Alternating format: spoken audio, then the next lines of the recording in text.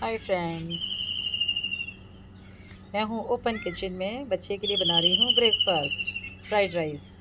और आप ये देखिए, सुबह सुबह जो सन है ये सीधे मेरे फेस पर आता है, लेकिन मज़ा बहुत आता है, धूप भी लगती है।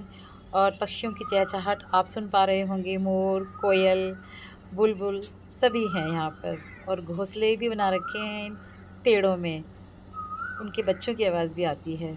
बहुत अच्छा लगता है।